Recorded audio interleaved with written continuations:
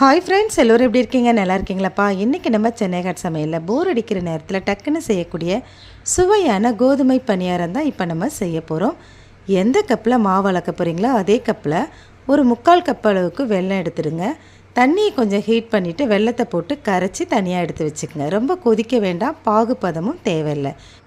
வெல்லம் ரெடி ஆகிடுச்சு. அதுக்கப்புறம் வெள்ளை அளந்த அதே பவுலில் ஒரு பவுல் அளவுக்கு நான் மாவு எடுத்திருக்கேன். அந்த மாவை இன்னொரு பவுலில் சேர்த்துட்டு இதில் நம்ம எள்ளு சேர்க்க போகிறோம். எள்ளில் இருக்க சத்துக்கள் நம்ம சொல்லவே வேணாம், அவ்வளோ சத்துக்கள் இருக்குது. கருப்பு எள்ளு நான் கொஞ்சம் சேர்க்குறேன். அதுக்கப்புறம் குட்டி குட்டியாக கட் பண்ண தேங்காய் கொஞ்சம் சேர்த்துக்கிறேன். துருவி கூட சேர்க்கலாம். இது போல் நீங்கள் கட் பண்ணி சேர்த்திங்கன்னா ரொம்ப டேஸ்ட்டாக இருக்கும்.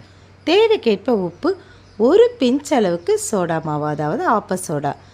கரைச்சி வச்ச வெல்லத்தை நம்ம இதில் வடிகட்டி ஊற்றிக்கலாம்.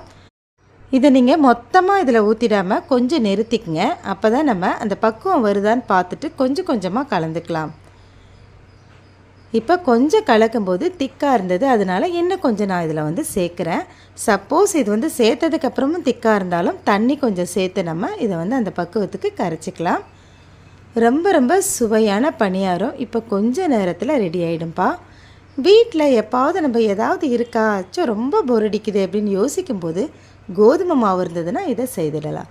கட்டியான ஒரு பக்குவத்துக்கு கரைச்சிட்டு எண்ணெய் நல்லா காய்ஞ்சதுக்கப்புறம் கொஞ்சம் ஸ்லோவாக வச்சுட்டு கரண்டிலேயோ அல்லது கையிலையோ எப்படி வேணாலும் நீங்கள் இதை எடுத்து போடலாம். நான் கரண்டிலே போட்டிருக்கேன். எடுத்து நீங்கள் போட்டிங்கன்னா புசு புசுன்னு நல்லா மேலே எலும்பி வரும்.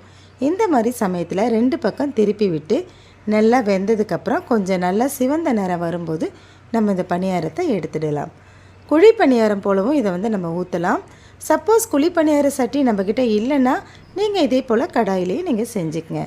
சுவையான ஹெல்த்தியான நல்ல எள்ளு தேங்காய்லாம் போட்டு நல்ல வாசனையான சூப்பரான பணியாரம் நமக்கு ரெடி ஆயிடுச்சு ஃப்ரெண்ட்ஸ். அவ்வளவுதான்ப்பா.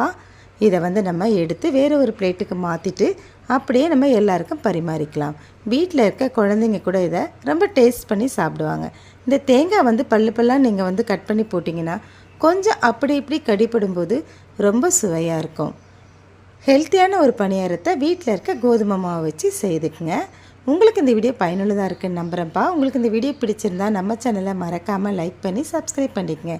எவ்வளோ சாப்பிட்டா எவ்வளோ சூப்பராக வந்திருக்குல்ல. தேங்க்ஸ் ஃபார் வாட்சிங் ஃப்ரெண்ட்ஸ். நன்றி.